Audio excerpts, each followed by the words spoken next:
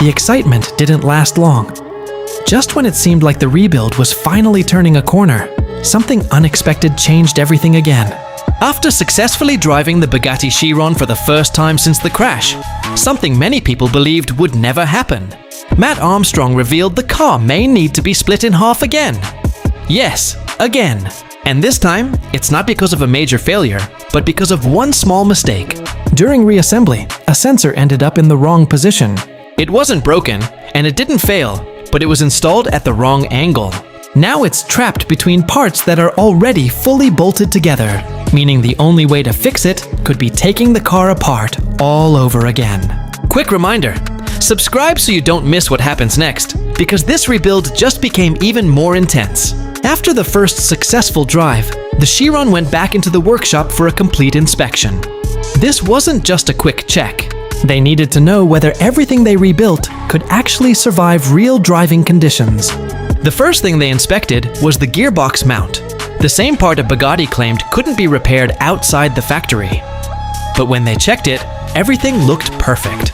No cracks, no movement, no issues.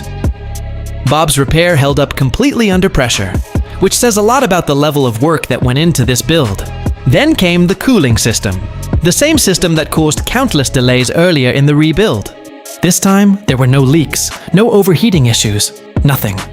Everything worked exactly as it should.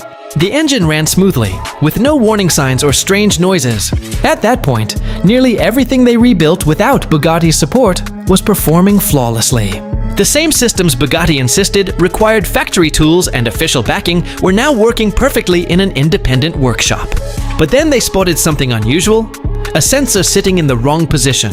At first, it didn't seem serious, but after taking a closer look, they realized the problem was bigger than expected. During reassembly, the sensor had been twisted and trapped between two sections of the car. Instead of sitting correctly, it was locked at the wrong angle deep inside the structure. And because of where it's located, there's no simple way to reach it from the outside. Matt explained that the sensor's position is completely off, and despite how small it is, it plays an important role. In a Bugatti Chiron, everything is connected. Sensors affect engine behavior, transmission response, and how the car reads critical data.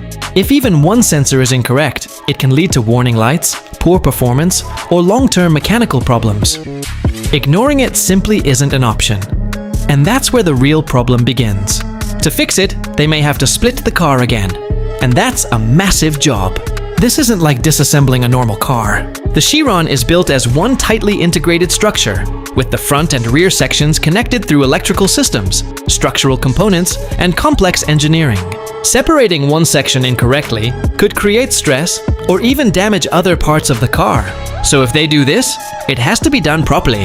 That means disconnecting systems, removing major components, unbolting large sections, and carefully separating the car again just to access one small sensor.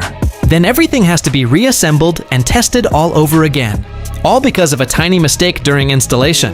To be fair, mistakes happen, especially on a rebuild this complex. Even Matt admitted that himself.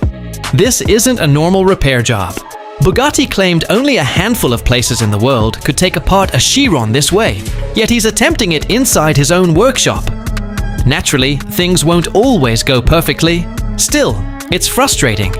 The car drove, the rebuild worked, and now one small issue is forcing them backwards again. Some people might ask, why not leave it alone? The car runs and drives perfectly. But that's not how a proper rebuild works. And definitely not how Matt works. He's not interested in making the car good enough. He wants it done correctly. That sensor exists for a reason, and if it isn't functioning properly now, it could become a much bigger issue later. In a hypercar like the Chiron, small problems rarely stay small. The only positive is that if the sensor itself is damaged, replacing it might not be too difficult. During the rebuild, they discovered many Chiron parts actually come from other vehicles within the Volkswagen group. Audi, Porsche, Lamborghini, and even Volkswagen models. So there's a good chance the sensor can be sourced elsewhere for far less money than expected. That's been one of the biggest surprises of the entire project. Once you understand where certain parts originate, the car becomes far less mysterious. But finding the part isn't the hard part. Reaching it is. And this is where the difference between an average builder and someone like Matt becomes obvious. Most people would stop here. They'd see the car driving again and decide it was good enough, but not him.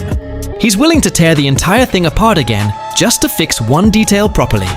Not temporarily, not halfway, but the right way. That takes patience. Real patience. The kind that refuses to rush results. The kind that keeps going, even when the process becomes exhausting. And honestly, that's what makes this rebuild so fascinating to watch. Look at everything they've already accomplished. The car has already been split in half multiple times. The gearbox, something most people would never dare touch, was successfully repaired. Custom radiators had to be fabricated from scratch after repeated setbacks. Major components were rebuilt without factory support, relying only on skill, experience, and persistence. The engine now runs smoothly, and the car drives under its own power again, like the crash never happened. And now, after all that progress, he's prepared to go back in again, just to correct one small detail that many people would ignore completely. That isn't failure, it's dedication. It also highlights something many people overlook about projects like this. Rebuilding a car at this level isn't only about tools or technical knowledge. It's about mindset, being willing to step backwards temporarily to move forward properly later. Fixing small issues before they become major failures. Taking extra time now instead of risking bigger problems later. So now the big question is, will the repair go smoothly? Will everything come apart and go back together without creating new problems? Or is there another hidden issue waiting to appear? Subscribe, because what happens next could change the entire rebuild again.